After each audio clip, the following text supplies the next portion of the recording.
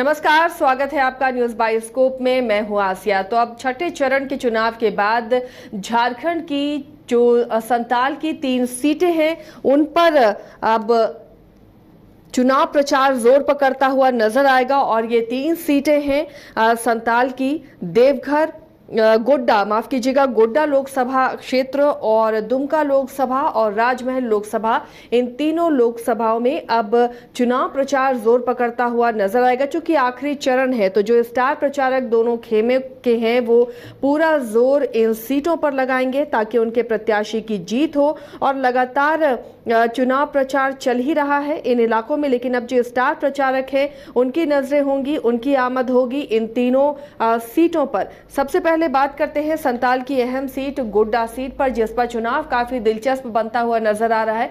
BJP या NDA की तरफ से यहां निशिकांत दुबे चुनावी मैदान में है, तो वहीं पर प्रदीप यादव कांग्रेस या एनडीए गठबंधन की तरफ से चुनावी मैदान में ताल ठोकते हुए नजर आ रहे हैं। हमारे सहयोगी देवघर से बबलू जुड़े हुए हैं, उनसे चर्चा करेंगे इस सीट पर किस तरह का मुकाबला है और क्या सीट का इतिहास रहा है। बबलू, ये काफी अहम मुकाबला माना जा रहा है गोड्डा सीट पर। जो दोनों प्रत्याशी हैं क्या एक दूसरे को कड़ी टक्कर दे पा रहे हैं? बता दें कि आने वाले 1 जून को यहाँ पर 7वें चरण के मतदान होना है और इसी के तहत गोड्डा लोकसभा में जो है पहले फाइट जो था 2 प्रत्याशी के बीच में था, लेकिन अब देखा जा रहा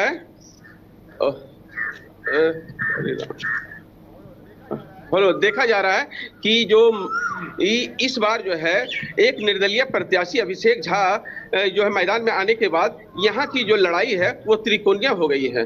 और बता दें कि ये अभिषेक झा संयुक्त बिहार के मुख्यमंत्री पंडित विनोदानंद झा के प्रपौत्र हैं और इनके आ जाने से अब यहाँ की जो समीकरण है वो त्रिकोणीय हो रही है।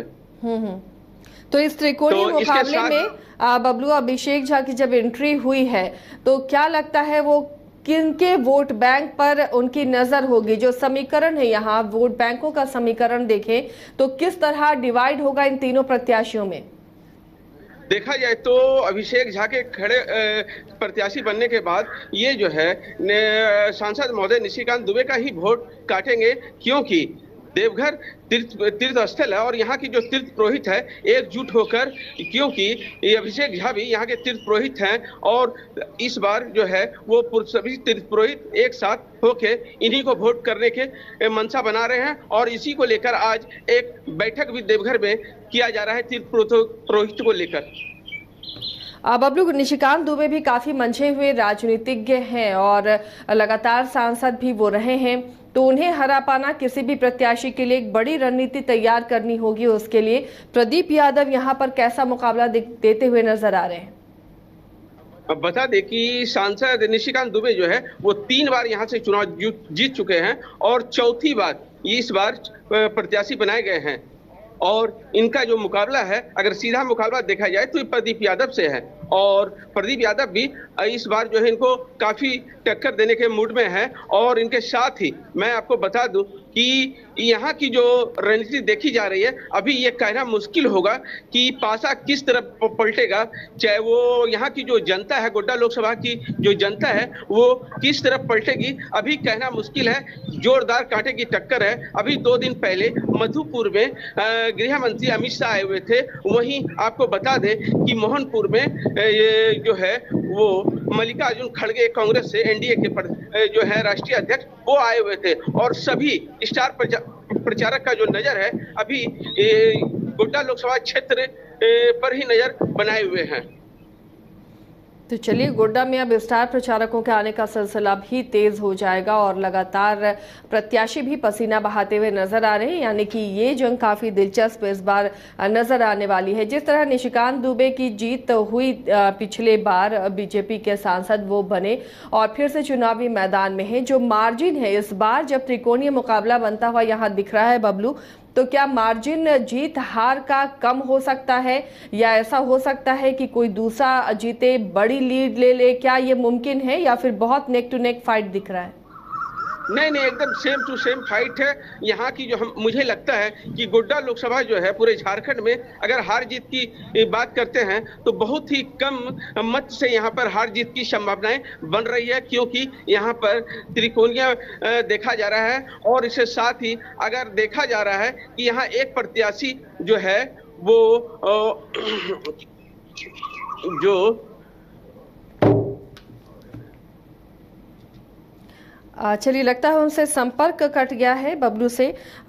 तो ये जो जंग है, गोड्डा की जंग, वो काफी दिलचस्प बनती हुई नजर आ रही है और त्रिकोणीय मुकाबला यहाँ पर अभिषेक झा बनाते हुए नजर आ रहे हैं, जिन्होंने निर्दलीय इस सीट से पर्चा दाखिल किया है। और यहाँ पर बीजेपी के सांसद निशिकांत दुबे चुनावी मैदान में हैं, लगातार वो जीतते रहे और कहा जाता है कि गोड्डा की सीट अगर जीतनी है तो देवघर जीतना होगा। तो देवघर में निशिकांत दुबे की पकड़ अच्छी है, लेकिन जब निर्दलीय प्रत्याशी अभिषेक झा चुनावी मैदान में है तो क्या जो देवघर में पंडा समाज है वो उसका वोट किसकी तरफ जाता है? क्या निशिकांत दुबे की तरफ जाता है या फिर अभिषेक झा उन्हें अपने में कन्वर्ट कर सकते हैं? इधर प्रदीप यादव के साथ एमवाई समीकरण पूरी तरह से अगर इंटैक्ट होता है तो उनके पास भी एक बड़ा वोट बैंक होगा और बाकी वोट बैंकों में आदिवासी वोट बैंक जो है उनमें प्रदीप यादव को सेंधमारी करनी होगी। इसके अलावा उनकी कोशिश होगी कि जो अपर कास्ट है उसके भी वोट बैंक वो ले सके, तभी उनके लिए जीत मुमकिन होगी। तो फिलहाल गोड्डा की ये चुनावी जंग बेहद दिलचस्प बनती हुई नजर आ रही है।